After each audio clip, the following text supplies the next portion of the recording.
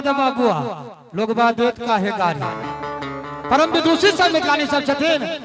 हाँ बता द बबुआ लोग देत काहे गाली बता द बबुआ लोग देत काहे गाली बता द बबुआ। राम जी से पूछे जनकपुर के नारी बता द बबुआ। राम जी से पूछे जनकपुर के नारी बता द बबुआ लोग देत काहे गाली बता द बबुआ लोग देत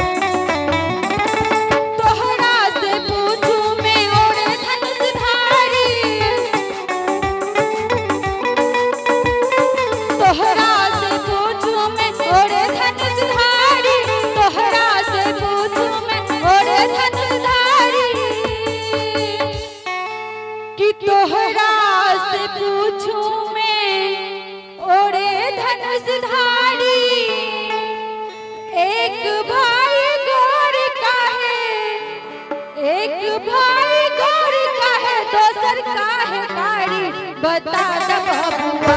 हाँ बता द बबुआ लोग देत काहे गाली बता द बबुआ लोग देत काहे गाली बता द बबुआ।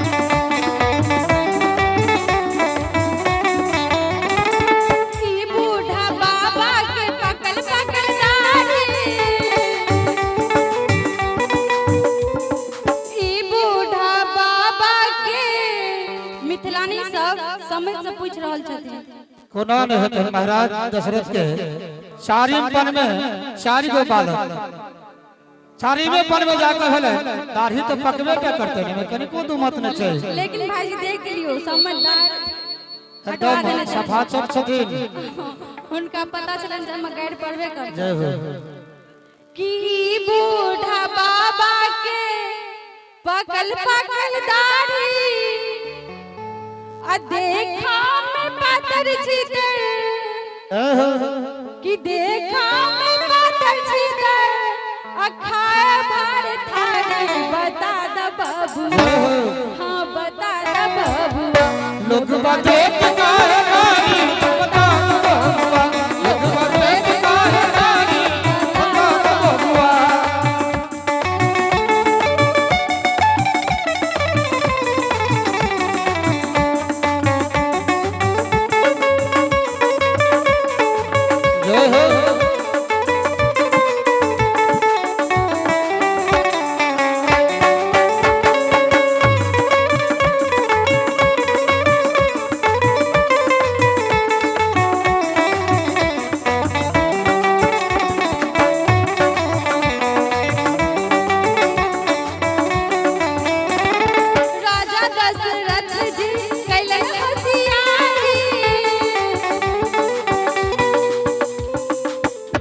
राजा दशरथ कते चलाक रहथि चारटा ब्याह क लेलखिन की कहै छथिन कि राजा दशरथ जी कैलन होशियारी आ एकटा मर्द पर कि एकटा मर्द पर दिन डनारी बता द बाबू।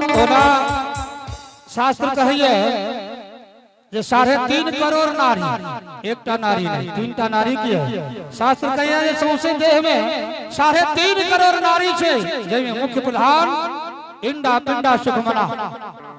ये शास्त्र कहे छे की कहलिए कि राजा दशरथ जी केलन होशियारी, एकटा मर्द पर 3 नारी।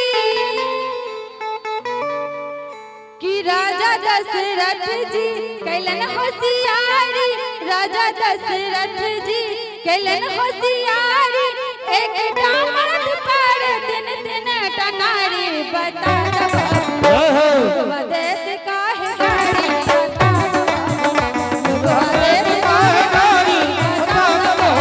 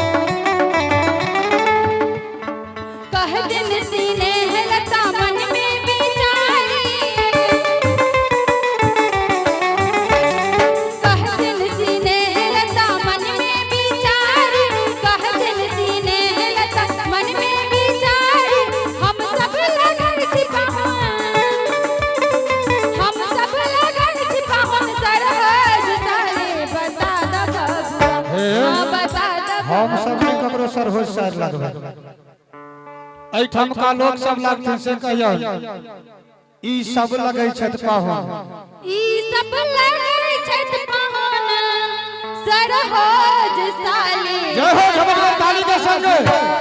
हां बता द बबुआ लोग बातें